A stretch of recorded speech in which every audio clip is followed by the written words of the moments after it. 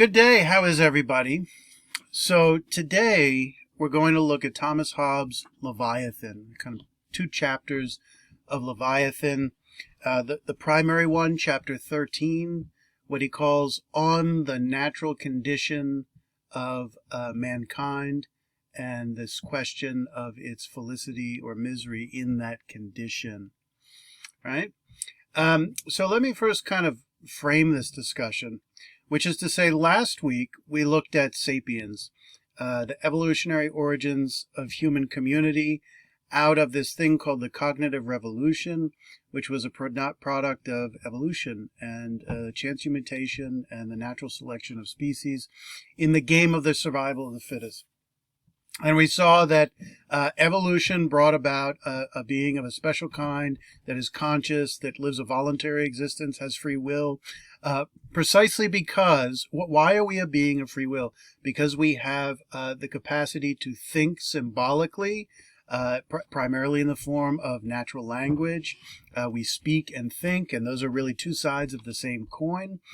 Not only that not only are we able to represent our own lives to ourselves, but we're able to create concepts in language, an imagined order that has no natural existence, and then we create communities built around those concepts, which is an extension of this imagined order of language and its creative powers that are then manifest in the relationships or the structure or the structural relationships of society, and that those imagined concepts become the glue of society.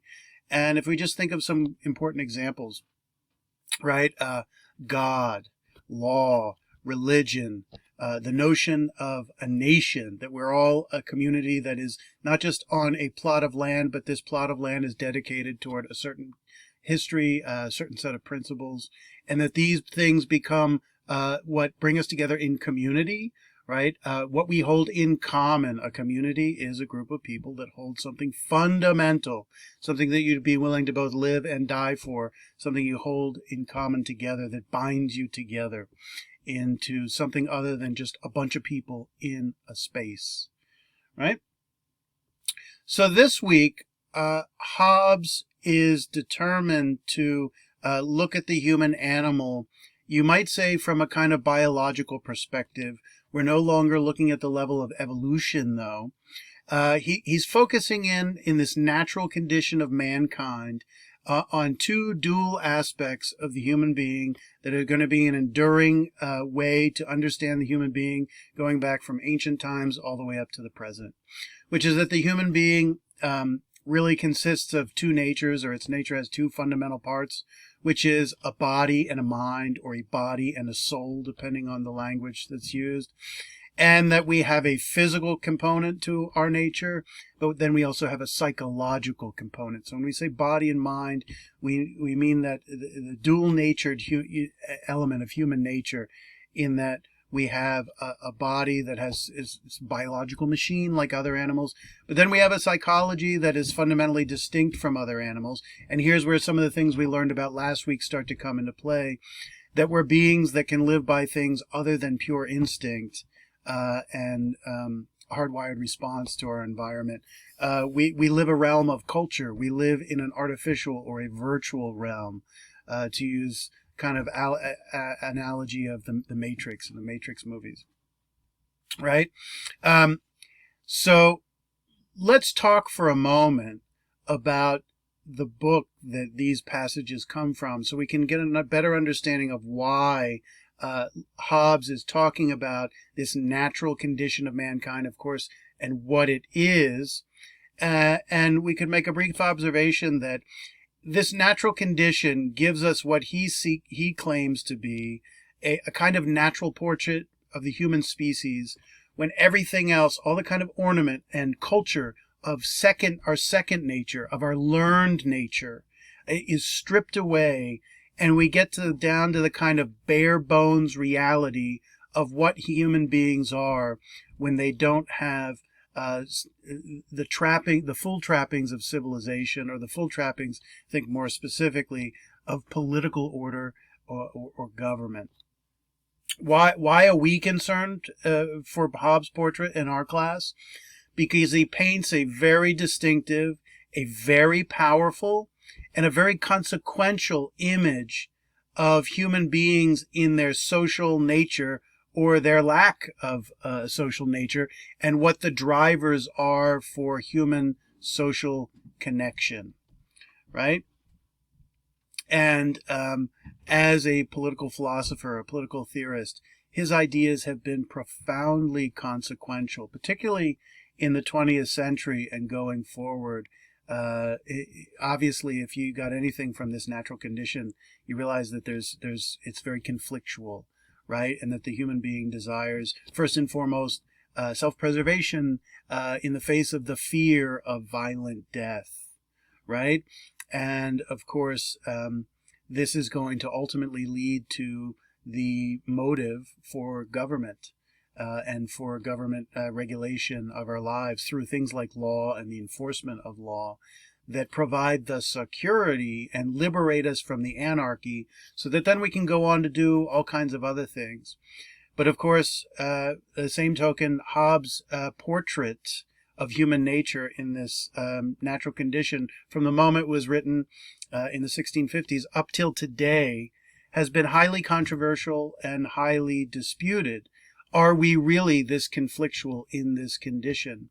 Are we really this violent? Are we really this fearful? Are these the motives? Number one, are these the motives that really drive human beings, the ones he will characterize and we'll talk about in a little bit? And number two, are we this conflictual or in a state of disharmony and conflict as a result of these motives? He paints a very bleak picture, and while it's not part of our discussion, the portion of reading, he will create a political order to compensate for this anarchy that we see, and it will be a very kind of rigid type of regime that doesn't allow for the freedoms that, some of the freedoms anyway, that we would take for granted, like, for example, the freedom of property, which in America is seen as the basis of all individual liberty and every element of those, the Bill of Rights, and also some of the rights enumerated within the body of the Constitution itself. And we've just mentioned within the context of Sapiens. Now we can think about Leviathan within the context of Mending Wall. Here we have two characters, one who something there is that does not like the wall for him, and the other, good fences make good neighbors, good walls make good neighbors. And implicit in their attitudes about the wall is a claim about human nature, or an aspiration or a hope about human nature. And one is that if good fences make good neighbors, it's implicit that there's something fundamentally flawed about human nature in its capacity to interact with other human beings that necessitates external restrictions because they can't restrain themselves. Likewise, if we believe that human beings not only don't want walls, because there's a natural tendency to not want these kind of boundaries, that if we believe that they don't need them, it means that human beings are able to regulate themselves, and they're able, particularly, therefore, because of that self-regulation, or because they lack the violent motives that we see on display in Hobbes, it then means that human beings are able to live in a state of harmony without the necessity of walls. And for Hobbes, he could have been that character on the other side of the fence, that neighbor, because for him, good fences make good neighbors. And for him, it's going to be good laws make good neighbors. And they are going to be mending walls, or mending laws, we might say, because they're going to eliminate the anarchy that we see in this natural condition, or what's often called the state of nature, right? And they're going to allow for what he calls, and it's like he's read Frost, even though, of course, he couldn't, because Frost comes 300 years later. He's going to say that government and the laws it provides and the force behind those laws, as threatening as that may seem, actually allows for what he calls commodious living, not just mere survival, right? But living well in a certain way. Because one of the defining features of human beings in their desire for happiness is that we don't want to just live, we want to live well.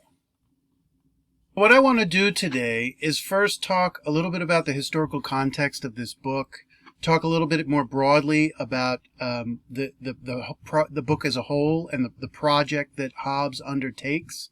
Then we're going to look at some of the basic features. If the state of nature is anything, it's a condition where a human being is stripped bare and we see the human being in the raw without all the ornament and the decoration, the clothing, the concealment of society and its norms and its institutions, right?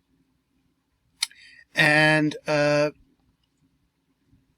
next thing we'll do is to look at specifically the psychological motives he sees at work and the fundamental faculties that human nature exhibits at work in this state of nature that makes its social relations, such as they are, what they are.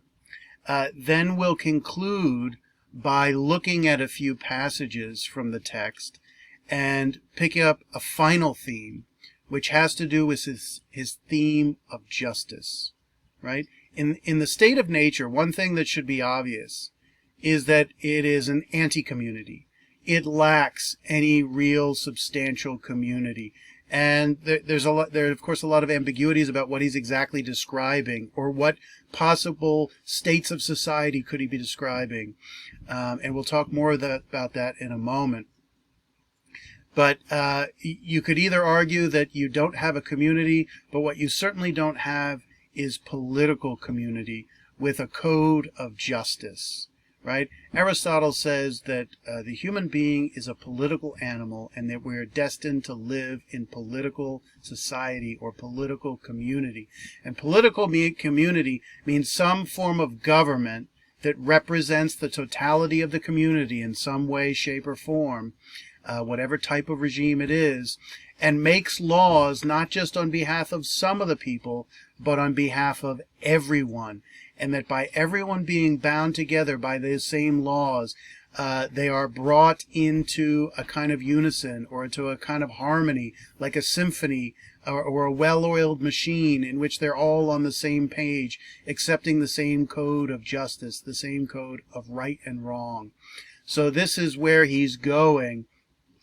And Hobbes has some very interesting things to say about justice and the nature of justice and why we need justice and government or political community. And, well, the simple answer is, in light of the depiction of the state of nature, it doesn't look like we'd really want to live there.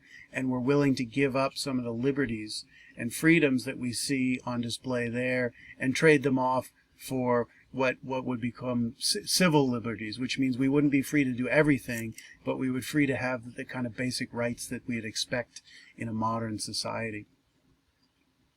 One last important observation that Hobbes makes in this text is the claim of human equality. The claim of human equality. And equality, and he means something very specific by it, because if you say human beings are equal, your first question is, well, equal exactly in what? Because I look around and I see everybody's really different in a lot of different ways. So he has a very specific meaning as to how we're equal, number one. And number two, there will be profound consequences for human society precisely because we're equal, and they're probably not the ones you might have thought, right? And that's interesting. Then the last thing is that Hobbes, as a modern political theorist, breaking away from the ancient way of looking at the world and establishing a pattern of thoughts and ideas that are really going to manifest in the American founding. They're going to manifest in the principles, to some degree, in the Declaration of Independence and our Constitution. There's a lot of different ways to look at Hobbes' thought. But he is the first theorist of great repute to posit in political philosophy, to posit the equality of human beings, In the ancient world, it was implicit that human beings were unequal, and therefore in politics should manifest that fundamental inequality between people. And in the ancient world, up until the 18th and 19th century, the classic manifestation of inequality was master and slave, or those who ruled and those who merely were ruled and never had any direct or indirect participation in political liberty or political power or rulership, right? Master and slave.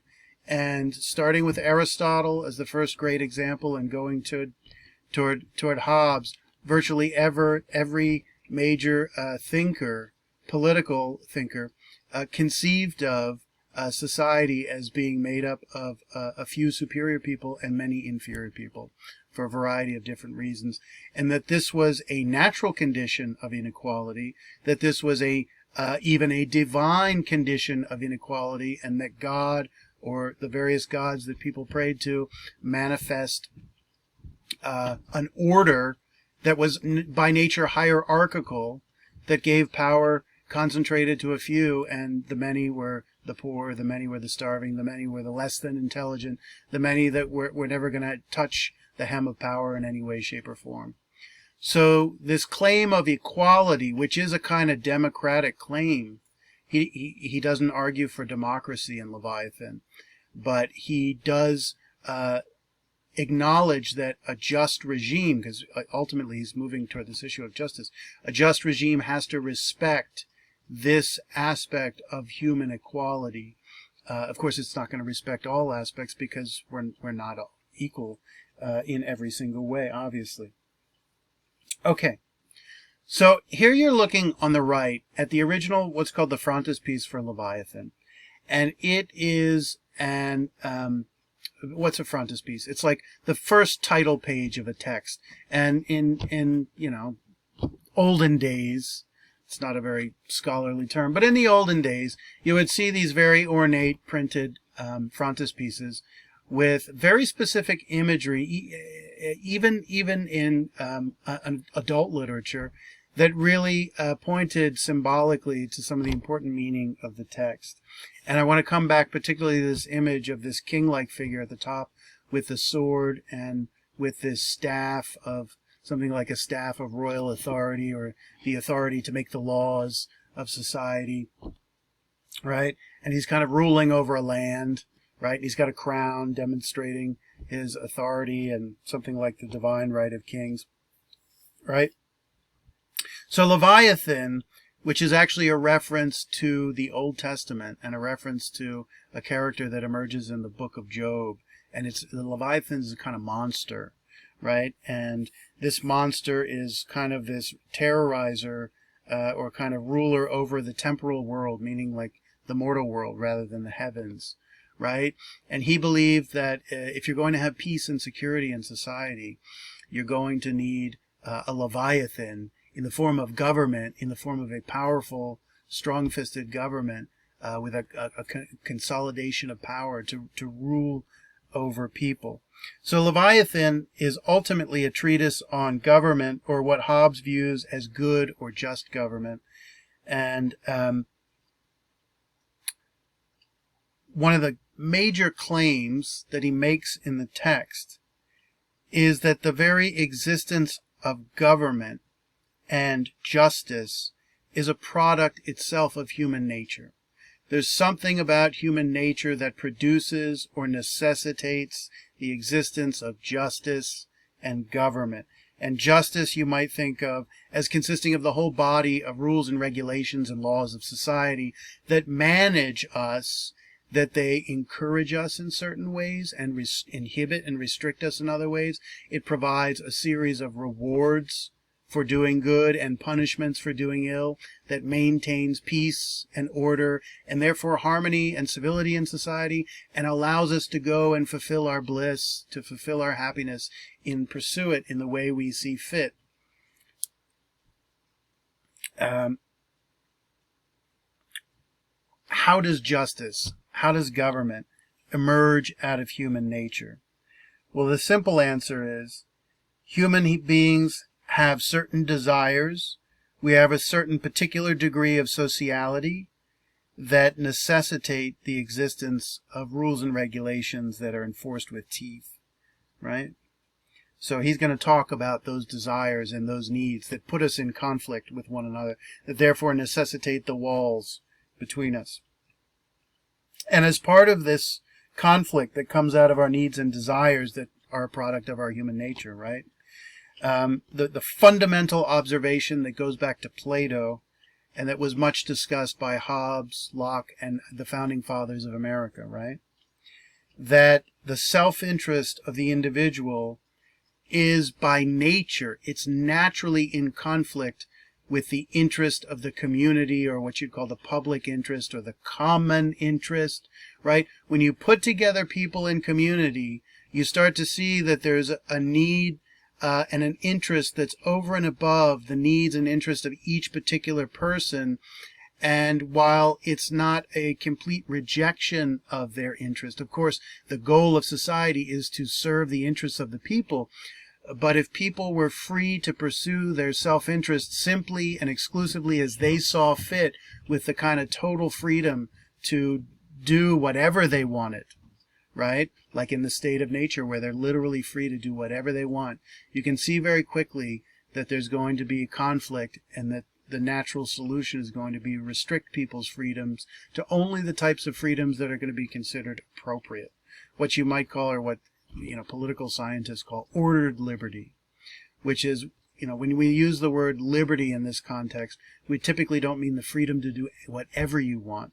We typically mean the freedom to do the things that are actually the right things to do. If you're going to pursue your happiness, you've got to do it in the right way. And you can't do it in a way that steps on the ability of another person to pursue it. I mean, these are some of the things that are set in motion by Hobbes in Leviathan, that are then manifest in our own founding in the United States of America. So therefore, to explain his vision of government, he's got to get at the root of it, and he's got to explain human nature. And he actually goes into great detail about the workings of the human mind, the human body, and how that ultimately ramifies out into the social relations that we start to see at first on display in this state of nature. And so he depicts human nature, or he tries to best reveal human nature through this conceit of this thing called the state of nature, or what's called in the title a natural condition. And here we might make an interesting and important distinction that's part of the language of social thought, part of the language of political thought, between human nature and a human condition. Right? Human nature is what is intrinsic to our being, independent of cultural attributes and the habituation of society and education. Whereas a human condition is a circumstance in which we're thrown into, that's a kind of context or environment. And when he thinks of this condition, he's thinking of one stripped of government and certain trappings of society or certain trappings of civilization. So in a sense, we're stripped bare, and we see the truth about human beings.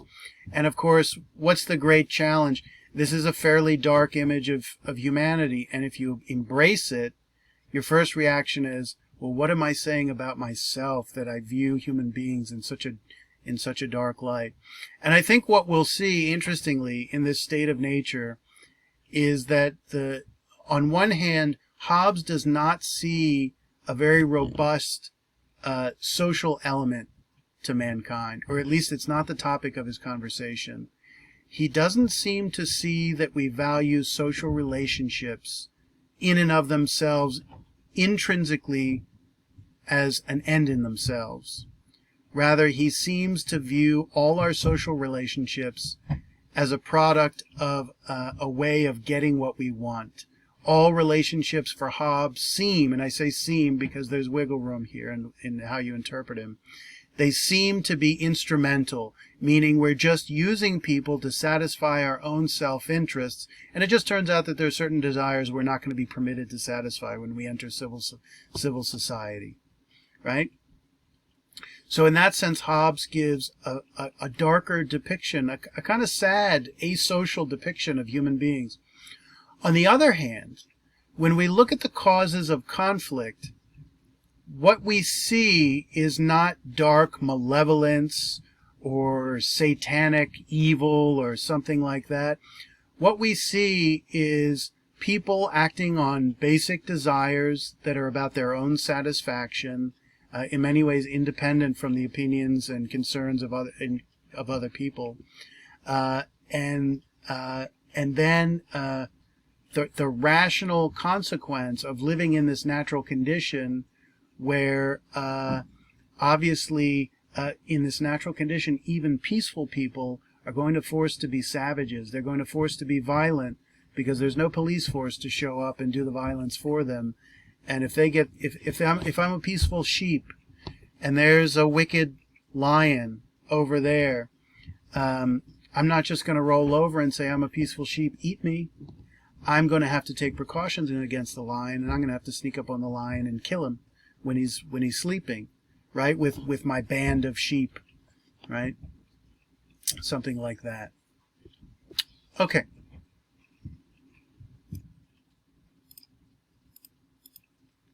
Very briefly, I want to look at a little bit of the historical context of this text to understand why Hobbes was so fascinated with this issue of the state of nature, something that he really, in many ways, invents, number one.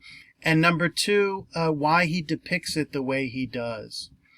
So this text, Leviathan, was written from 1642 to 1651, which was during the heart of the tumult in England. He's English subject, of the emerging civil war, basically a fundamental conflict between the Parliament, which is the legislature in England, and the king, and wrestling over who has what authority, who has what power, who has what freedoms, right? And the history of England is the gradual wresting by Parliament of powers from the king and creating something like a more democratic or democratical style society. So Hobbes lived and wrote this book during a period of great conflict. I'm not going to go into all the details here. But this group in the Parliament called the Roundheads was in conflict with the king, and they fought for their authority, and ultimately, after some of the things the king did, which was actually to send troops in the field against the army that was basically the army of the Parliament, which is in a sense the army of England, they beheaded Charles I in 1649 and initiated something called the Republic of England and then the Protectorate, and it became generally known as the Commonwealth, run by a man who could have been king and effectively ruled as a king, even though he refused to call himself a king. His name Oliver Cromwell, and there's actually a great movie, Cromwell, it's called, or just Oliver Cromwell, with Richard Harris in it. He's a great actor from, I think it's from the 60s, and he's got a great presence in it. But, so there's these interesting issues of justification and who has the authority and who uses the authority best. And you can see in a civil war here was really a type of revolutionary moment, which calls to mind the very foundations of society, and you ask yourself, well, we have accepted the authority of this government for this period, but what actually justifies that these people have the power to rule, and do they rule in a way that's consistent, that's just, that's consistent with human nature? So you can see why Hobbes initiated this discourse. Hobbes, interestingly, was a monarchist, right? He sided against the majority in Parliament, the so-called Roundheads, and he sided with the king. And one of the specific reasons he seemed to have sided with the king is that he sided for authority and tradition and stability and order over the chaos that gets produced when the forces of revolution and civil war are unleashed. And one of the problems of civil wars and revolutions is once those destructive energies are unleashed and people have this wonderful vision of, then making the society just and utopian, what happens is it's hard to put those forces back in the can, because the rationale of revolution starts to generate a perpetual conflict, because there seem to be no standards to defer to an authority that's going to be accepted. Right?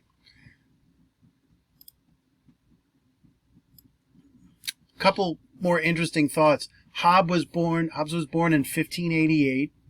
At the very moment, the Spanish Armada, right? In 1588, the Spanish Empire is the great empire on the planet. They've, of course, since, the 1490s and end of the 15th century, into the 16th, they've been colonizing the Americas and traveling literally all over the world, establishing colonies and gaining gold, of course, and they become quite wealthy, and they become the most powerful empire in Europe. And in 1588 is this moment that marks the transition from the supremacy of Spain to the emerging commercial and military imperial power of England. And the Spanish Armada is defeated by the English fleet, and it really brings an end to the so-called golden age of Spanish imperialism. Of course, so Hobbes seemed to live through a time of permanent conflict, right? And it seems this kind of obsession with two things, fear and security, start to explain his depiction in Leviathan of human beings the way they are, and also the needs for a very strong and effective state that will clamp down on people. And he famously wrote, he said, "Fear and I were born twins. My mother, hearing of the Spanish Armada sailing up the English Channel, gave premature birth to me." And they didn't just give birth to him physically, seemed to have given birth to him conceptually and intellectually. And we should add, apart from, the invasion of the Spanish Armada, apart from the English Civil War of the 1640s and 50s, the 17th century as a whole, the totality of the period in which Hobbes was an adult, conscious human being, aware of the world and history around him, 17th century was rife with religious and political conflict. Religious and political wars swept through Europe, not just England. And of course, in 1519, there was the Protestant Reformation started by Martin Luther, right? And there were profound consequences. Two things happened. Nations started to liberate themselves from the Pope, king, the secular kings of Europe, to start declare their autonomy from the Church of in Rome, and nations split within their societies, England included, between Protestant and Catholic. Very different worldviews and ways of worship that created tremendous factional strife within society and led to civil wars throughout, and also wars between nations. So it's important, we're in COVID right now, but I still don't believe we feel that terrified about the prospects for the future of our society. We have lived, despite 9/11, despite the wars on distant lands that we've fought in, we modern 21st century Americans live with just an assumed sense of the persistence and the stability of society. We take it for granted. We expect there to be lulls, but we expect to come through at the end of the day. Hobbes, on the other hand, lived in a world, in a period where society was so tenuous and so threatened by the tumultuous forces that had been unleashed, that the question of being able to put the genie back in the bottle was a serious one. The question whether one could not take for granted peace, stability, security, and so on. So it really became the central element of his thought. And then, his concern becomes the problem of the irascible human being, the irascible human nature. We're conflictual, and it has to be controlled because we want peace and security, because the first thing that motivates us is the fear of a violent death. And you can see we all have different points of view on exactly what's going on with COVID, but we are seeing the suspension of liberties, basic things defined and enumerated in the Bill of Rights, that are unprecedented in the history of our nation, and in some ways in the history of the world, because you need only look to the history of the world to see pandemics that were far, far, far, far more devastating. I mean, like, you lose half the citizenry, you lose a third of the citizenry in a year. And they did not engage in these types of restrictions that we're living under. And part of the logic which helps to justify it, or the psychological tenor, is the creation of fear, something Hobbes thought was very important, and to compel us through the fear of death into wearing, 5 masks and so on and so forth, despite the fact that science has really demonstrated that wearing masks outside is not really terribly beneficial or effective. So if we think of Hobbes as a kind of social theorist, what he's concerned with are the fundamental psychological motors or motivations that cause us to act in certain ways and then have us relate in certain ways with other human beings. And it seems to be that the two fundamental social motors he's concerned with addressing are, number one, fear. We've just talked about it.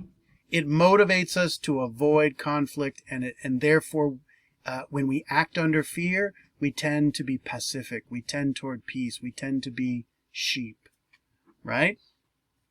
And he's concerned with a particular type of fear. As he says, the fear of violent death. The fear of violent death, right? Because, well, we all fear dying as an old age, but we can't fear it anything quite like what like we could, fearing, some type of violent situation where we might get killed prematurely. And of course, at a certain point, it's irrational to fear dying when you're, 110 years old, because there's just a limit to what life is, and everybody gets so much. But the key fear he was concerned with, you think about COVID fear of premature death. So for him, fear was actually a very good thing because it tended toward passivity. The problem motive was what he called glory or recognition or honor seeking, right? He sees this motivational source as perhaps the one most responsible for conflict in society. It's understandable that people get in conflict when there's scarcity and they need stuff and they compete for resources. But he really despised glory, recognition, and honor. What is recognition? Recognition is, I desire to be recognized from you. And what do I want to be recognized? I want you to recognize my status and my standing, my worth vis-a-vis you, relative to you. And the problem with recognition, as Hobbes understands it, is that he sees it as a zero-sum game. As I get recognized, you get demoted. If I get to be the master, you get to be the slave. Or if I get to be the master, you get to be the servant. Or if I'm the ruler, you're the ruled. It always elevates one person who gets esteemed, and another person reciprocally gets demoted. Right? So that's what I mean by a zero-sum game, which is to say we can't all win the Super Bowl. There can only be one team to win the Super Bowl, otherwise the Super Bowl loses the meaning that it has. But of course, glory seems to be, this is interesting, a superfluous motive, a meaningless motive for Hobbes, precisely because it is almost purely a psychological motive. It doesn't provide us food. It may provide us wealth, but it's not an essential need of the body, although it may be an essential need of our psychology, of our heart and our mind. Okay, so now let's talk about, just for a minute or two, what this state of nature actually looks like, right? The natural condition, as he describes it, is a condition in which he says it this way, there's no common authority to awe over the people. There's no common power to keep them in awe and subordinate them and to inhibit them from doing whatever their heart desires. And of course he acknowledges, we'll come back to this, in a state of nature, everyone is free to do whatever they want. And this has some interesting implications, because many other political thinkers would never say that just because there's no government permits you to do whatever you want. They would say there is a natural law that emanates from human nature, or that's endowed in human nature through God, that requires us to act in a certain way toward our fellow human citizens. Natural law obliges us. We have a duty to act a certain way. And just because there isn't a government or a king there legislating for us doesn't permit us to do whatever we want. Hobbes, on the other hand, says when there's no government, essentially everything is permitted. Every man hath a right to everything, including the right to another's body. Meaning you can take that body, you can enslave that body, you can kill that body, and what have you, right? And this makes a really fascinating argument that's connected with Sapiens, which is what? That justice is a product of the creative function of language. It creates an imagined order that Hobbes explicitly describes as artificial, that government and justice are not natural to the human species. They are, and what he means by artificial is something specific. He means something like a cultural construct. Doesn't necessarily mean that justice is arbitrary, or that it doesn't have some type of important existence, but he says it's not natural. And what's natural to human beings is what is biological for him in our first nature. And justice is a product of culture, a specific product of political culture in particular. Right? So, what's the problem? There is no common power, there's no government, there's no state. One of the great questions about Leviathan is there society? Do we have families? Do we have villages in this world? Or is everyone literally running around by themselves? Right? I think the answer is it's all of the above. It's a society either where there is literally no government, or it's a society in a state of civil war in which no single government is recognized, right? And therefore there is no Leviathan to keep everybody under the same rules. A political community, by definition, a group of people who follow the same laws of conduct that are enforced with teeth by policemen with billy clubs, and so on and so forth, right? So in this world, because there's no government, here's a crucial concept, there's no third-party justice, which is to say, when I get in a fight with my neighbor over the wall or over some bread or the fact that he tried to take my wife, I can't call the police because or the FBI because there's no police or FBI to call. And therefore, I have to take justice into my own hands. And from Hobbes' point of view, you're not really even engaging in justice here. You're basically just engaging in survival and reprisal and revenge and things of that sort, which he doesn't recognize as justice.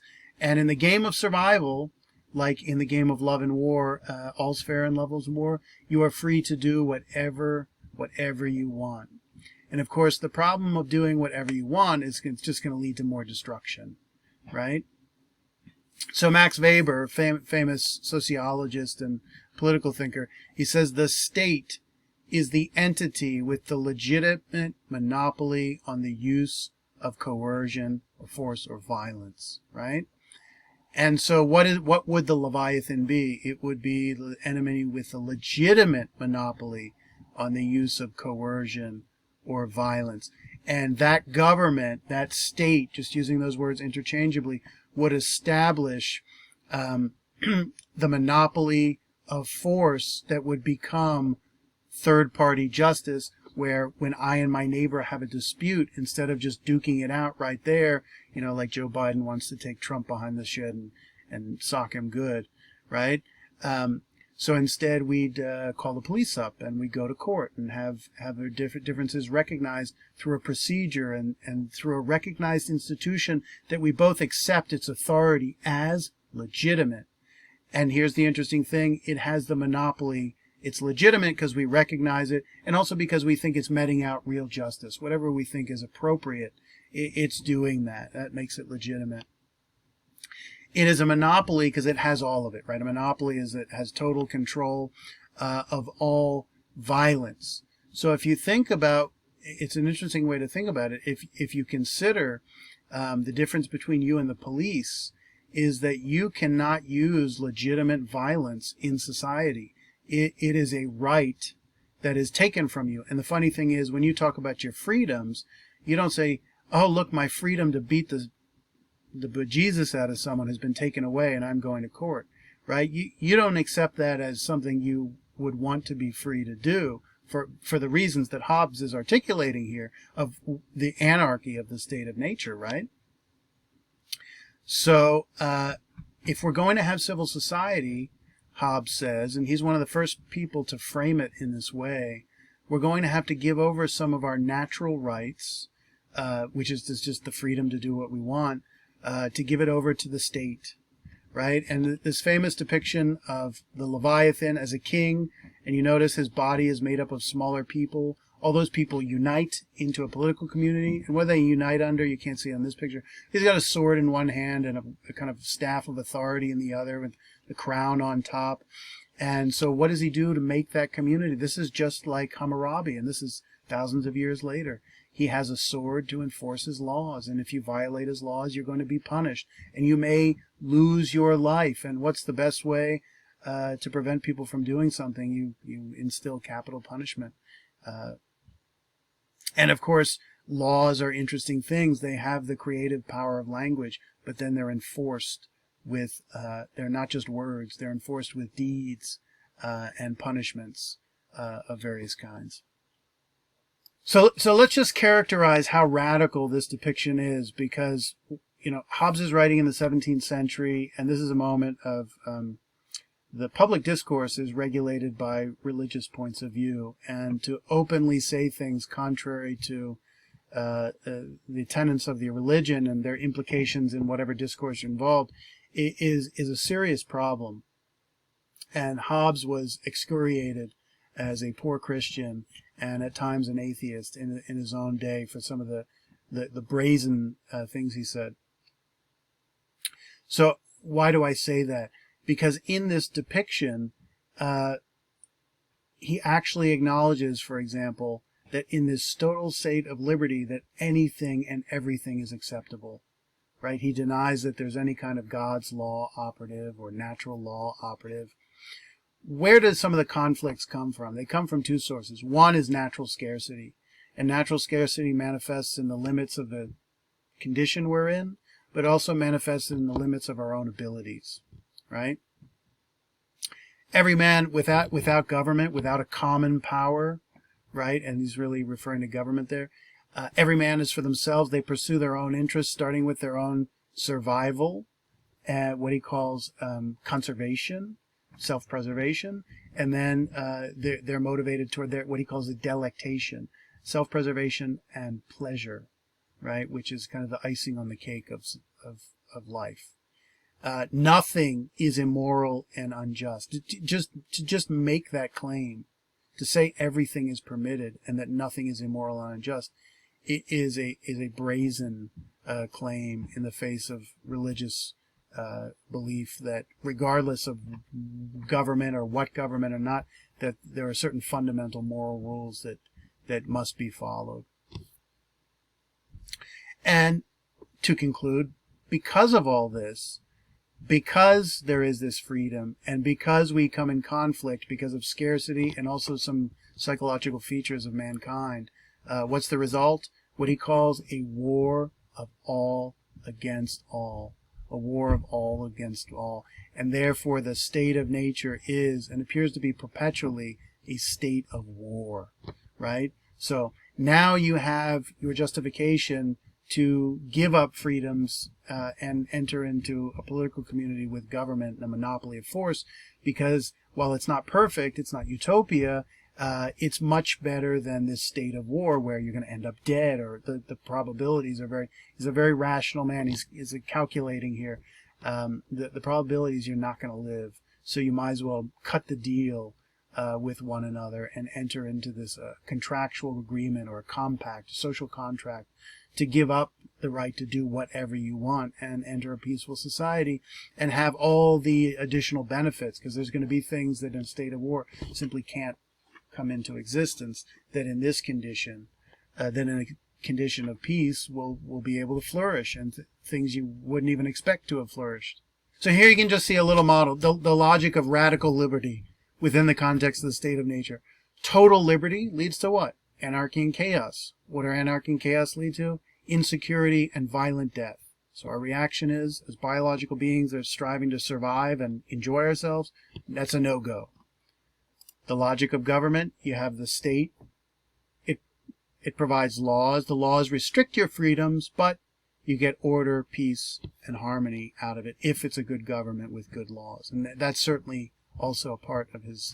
So we've talked about that there's psychological mechanisms or motivations that he believes naturally incline us toward conflict in this situation. And here he identifies the three causes. One he describes as competition. The second he describes as diffidence. And the third he describes as glory. And the first two, from his point of view, seem hard to completely eliminate, or maybe not necessary or appropriate.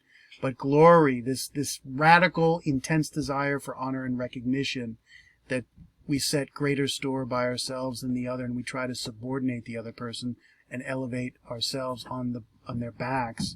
This he is really concerned to diminish. So in just a moment, we'll turn to the text, key moments, and wrap things up. But I want to mention this wonderful passage from James Madison, who is the father of the Constitution and one of the central authors in an important book that explains the Constitution called the Federalist Papers, written and published in 1787 while the Constitution was being fashioned at the convention. Right? And what he says here is exactly what's going on in this description of the state of nature and what we've talked about. But it is so, the adjective for Hobbes is Hobbesian, not Hobbesian, Hobbesian, what have you. This is something that Hobbes could have written, because it really captures the fundamental element of Hobbes' argument and the nature of man, and then it's therefore its necessity for government. So Madison in Federalist number 51 says this. He says, "It may be a reflection on human nature that such devices should be necessary to control the abuses of government." He's talking about separation of powers here, the three branches of government, the way they check and balance one another. He says, "But what is government itself but the greatest of all reflections on human nature? Government is a reflection. It is an echo of human nature. In light of our desires, in light of our needs, in light of our biology, in light of our psychology, our nature necessitates government to regulate us because we can't regulate ourselves internally. We need external regulation. We need walls. We need walls. We need boundaries. What is the Constitution? It sets up the boundaries of power. He says, if men were angels, no government would be necessary. If angels were to govern men, neither external nor internal controls on government would be necessary. So I want to just reiterate in our conclusion here a few passages that characterize human nature, and particularly the implications of these elements of human nature for our relationships with one another, the social dynamic. And the first thing he focuses on is equality. And the question is, equality of what? What is he really saying here?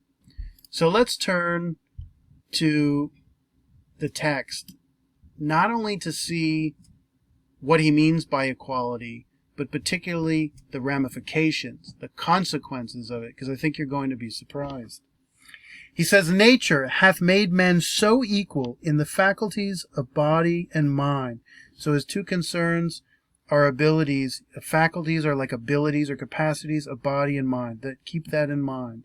Because in the state of nature, to get what we need, to satisfy our self-interest, we're going to have faculties of body and mind to achieve and to cope with the circumstances.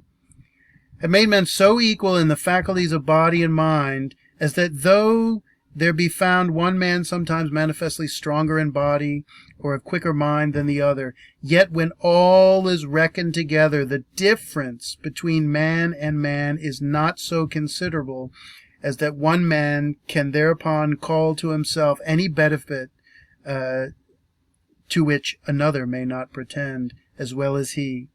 For as to the strength of the body, the weakest has strength enough to kill the strongest, either by secret machination or by confederacy with others that are in the same danger with him.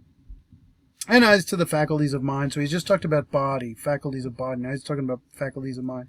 And as to the faculties of mind, setting aside the arts grounded upon words, and especially that skill of proceeding from general infallible rules called science, he says, I find yet a greater equality amongst men than that of strength.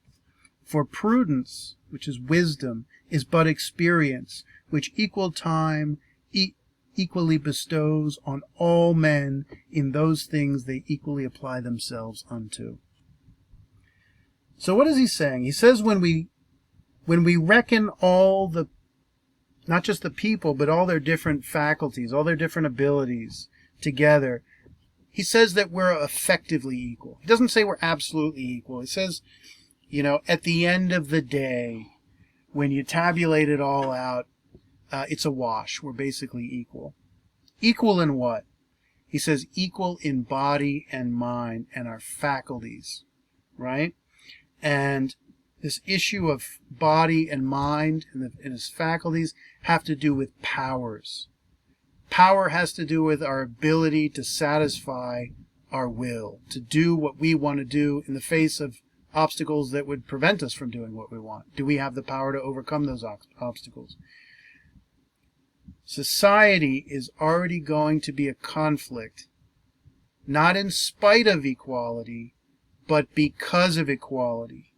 He acknowledges that when we all have the same abilities, roughly, we all believe, therefore, that we can get what we want. And under the condition of scarcity, this means that we're going to pursue common objects of desire in competition, and we can't both have them. And since we think we're pretty equal, you think, well, we're so equal, well, I can beat him this time. If there was a condition of radical inequality, we'd never try to surpass the other person, and we'd permit ourselves to be enslaved. Read on at paragraph 3. He says, from this equality of ability ariseth equality of hope in the attaining of our ends, the attaining of our goals. Now he's going to come back to what those goals are in a moment. And therefore, if any two men desire the same thing, which nevertheless they cannot both enjoy, they become enemies. And in the way to their end, in the process of trying to achieve their goal, which is principally their own conservation and sometimes their delectation, only endeavor to destroy or subdue one another. So this is a profoundly fascinating argument of human conflict that makes us enemies. Our two goals in life, built into us by human nature, are our conservation and our delectation. Conservation means self-preservation. Stay alive. We don't choose to stay alive, we just do it. Delectation means we pursue pleasure. We're all just out there in the wilderness, let's say, pursuing conservation and delectation. But there's limited resources. And we come upon another being who's like us and is relatively equal, and we enter into conflict over the apple on the tree, right? And we don't hate the other person. This is not about some type of ideological hate or racism or have you. It's just the natural conflict that ensues under the conditions of scarcity and equality, right? That makes us scratch our head and say, yeah, I can take that guy. I can take him behind the shed and beat him up. And the other guy, the problem is he's saying the same thing. Because he's saying, yeah, that guy's kind of like me. But there's only going to be one winner, right? At the end of the day. Let's continue. And he says, and from hence it comes to pass that where an invader hath no more to fear than another man's single power, If one plant, so build or possess a convenient seat, others may probably be expected to come, prepared with forces united to dispossess and deprive him, not only of the fruit of his labor, but also of his life or his liberty, and the invader, again, is in the like danger of another. Right? So, let's step back. He talks about faculties of body and mind that allow us to succeed in this game of survival. And he says, there are strong people who are stronger than the weak, so they get a kind of advantage. But the weaker people, they also have their wits to engage in secret machination or in confederacy, which means if I'm weak by myself, I'm just going to unite with a bunch of people and be stronger, right? So we start to see this escalating arms race play out, where everyone is trying to strategically gain advantage. And the problem is, if I can combine with others or use my intelligence, there's going to be someone else doing the same thing. And it's ultimately going to neutralize my power, but also my success, which means it's also going to neutralize my life at a certain point. So we can start to see why this condition is a no-win. We talk about win-wins. This is a no-win situation for anybody, because at the end of the day, you could say everybody's dead, right? Or at least not until we've established some kind of permanent authority that everyone recognizes. And he says, and from this diffidence of one another. By diffidence, he basically means fear. It kind of means shy, but fear, trepidation of one another. There is no way for any man to secure himself so reasonable as anticipation, that is, by force or wiles. So what are our two strategies in this society? We have the force of our bodies, and we have the wiles of our minds. Force and fraud are our two tools to get by. By force or wiles, to master the persons of all men he can, so long till he see no other power great enough to endanger him. And this is no more than his own conservation requireth, and generally allowed. Also, because there be some that take pleasure in contemplating their own power in their acts of conquest, which they pursue further than their security requires. If others, that otherwise would be glad to be at ease within modest bounds, should not by invasion increase their powers, they would not be able long time by standing on their own defense to subsist, and by consequence such augmentation of dominion over men being necessary to a man's conservation, it ought to be allowed. So he's saying a number of things here. It's challenging language. I admit one of the basic things he's acknowledging here is that some people just use their power to get what they need. Other people use their power because they like using their power over other people. They have the kind of will to power. And this goes beyond what's just necessary. And if they're doing that, it means the people who would naturally be more modest in their goals and aspirations, they have to be concerned with those people with big appetites who are ambitious, who experience the will to power. And so everyone is going to be forced to be in this arms race, whether they like it or not, whether they're naturally predisposed to it psychologically or not. And in particular, he concludes, because this arms race is what it is, ironically, he says every man, every human being should be free to do whatever they have to do to survive. And he just recognizes the right of survival as sacrosanct, something that you can never be taken away from a human being. This is really important because this sits at the foundation of our life, liberty, and the pursuit of property. He says, again, men have no leisure, but on the contrary, a great deal of grief in keeping company, where there is no power able to overawe them all. For every man looketh that his companion should value him at some rate he sets upon himself. Right, so here we're getting the issue of recognition, such that I have a high opinion of myself, and other people should have it too, because if I can see it in myself, other people should be able to see it in me. And of course the problem is they don't, because everyone else is having the same reaction, which is to say, I think highly of myself, and therefore other people should think highly of me, think most highly of me. And of course you can't have everyone thinking that, or at least, of course, you do have that, but when you do, you're going to have the recipe for a conflict. And upon ill signs of contempt or undervaluing, you're not giving the person their props, right? Naturally endeavors, as far as he dares, which amongst them that have no common power to keep them in quiet, is far enough to make them destroy each other, to kill each other, to extort a great value from his contemptors, or damage and from others by the example. So that, number 6 here, so that in the nature of man we find 3 principal causes of quarrel. And he's actually just talked about them. First, competition, meaning we both want the same thing and we have the equal ability to get it. The second, diffidence. We're afraid of the threat that other people represent, so we take this is important, we take preemptive action. And then the third, glory. So competition, diffidence, and glory. Paragraph 6. And glory, of course, is a radical form of ambition. It's a radical form of honor-seeking. Glory is the highest form of honors. And honors are not something you can give yourself. This is the important thing. They can only come from other people, and what you do is you want to subdue them and prostrate them before your greatness, right? You want to conquer them, right? This could, in the extreme form, there's a desire for glory manifests in 2 forms: conquest and enslavement. And of course, the 2 are interconnected.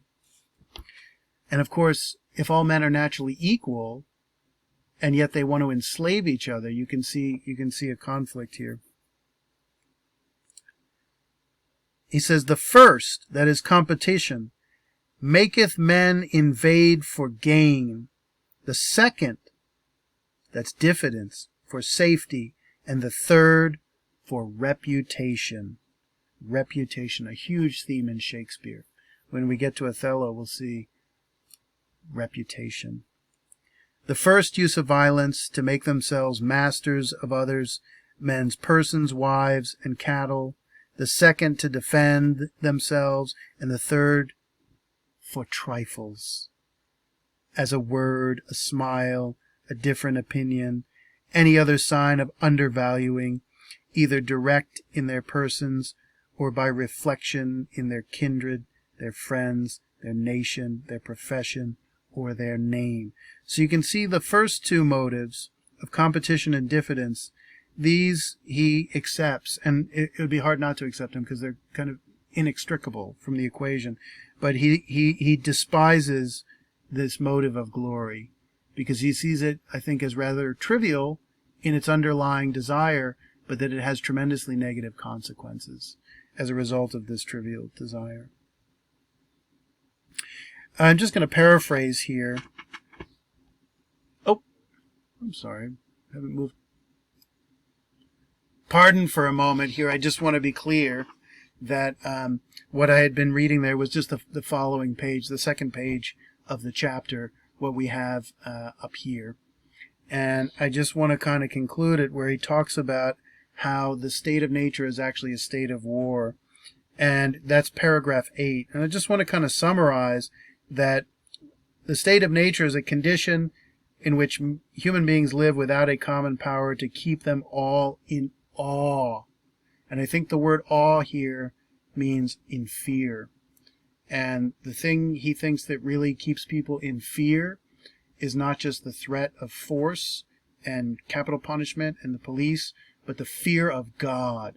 And the Leviathan, that image of that God, king-like figure, is described as the living God on earth, to keep men in fear, to compel them to honor their agreement to act within the laws of civil society, right? So he says war doesn't consist of constant conflict, but of the potential and likelihood, the probability of conflict, just like the way bad weather doesn't necessarily mean it's pouring, but that it threatens bad weather. So the state of war is one where conflict is always threatening and not necessarily happening. So if that's the case, the state of nature must be a state of war, right? Why do we want to escape this world despite the freedom it gives us? Because Maybe freedom's not the most important thing to us. And he explains this in paragraph 9. He explains this in paragraph 9. What are we missing out on in the state of nature? I mean, on one sense, it's pretty obvious, right? Peace and security. But he describes it in more detail of all the kind of exponential things that are lost, not being able to get off the ground with peace. And it's not that we really just want peace and security. Once we have peace and security, that lays a foundation and a framework for everything else. He says, in such a condition, the state of nature, there is no place for industry, because the fruit thereof is uncertain. So, I'm not going to make stuff in the state of nature and, keep it somewhere because someone's going to steal it, right? Because I don't have a bank account that people respect and is secured. And consequently, no culture of the earth, that means farming, no navigation, nor the use of the commodities that may be imported by sea, no commodious building, no instruments of moving. He speaks in a rather abstract way here, but you know what he's talking about if you think about it for a second.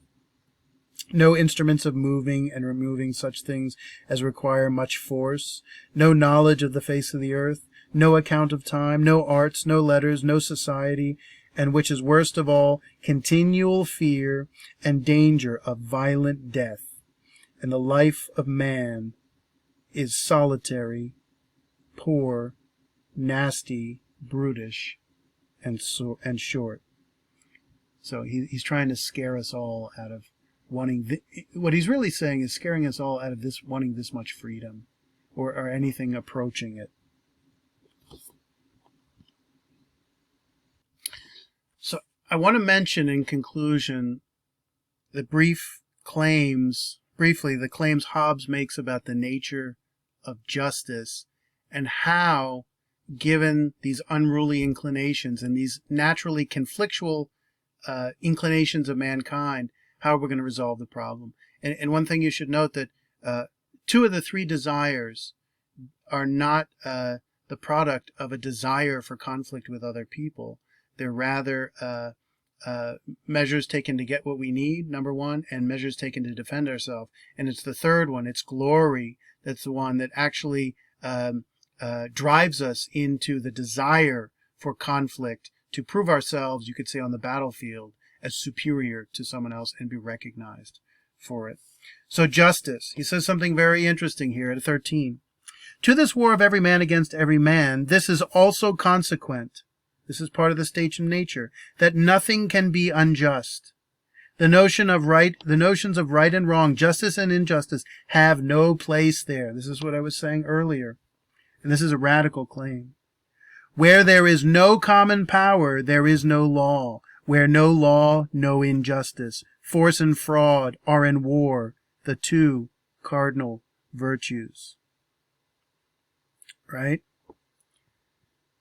So what is he saying here?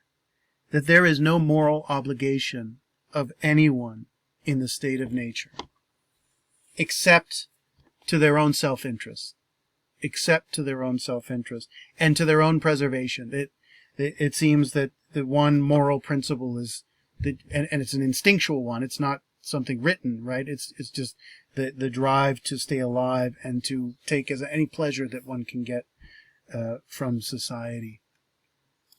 Let's move forward here to the beginning of chapter 15. And he says this: For where no covenant, no agreement between people to make government hath preceded, there hath no right been transferred, and every man has right to everything, and consequently no action can be unjust. This is really a reiteration of what he's already said. But when a covenant, an agreement, a compact, like a constitution, is made, then to break it is unjust. And the definition of injustice is no other than the not performance of the covenant or the agreement. Right? And he uses covenant here, this resonance, biblical resonance, the covenant Noah makes, for example. So he says justice is a product of a consensus or an agreement, an artificial contract manifest in language and then enforced by the existence of a government and laws and force, right? And has an artificial existence. Interesting claim.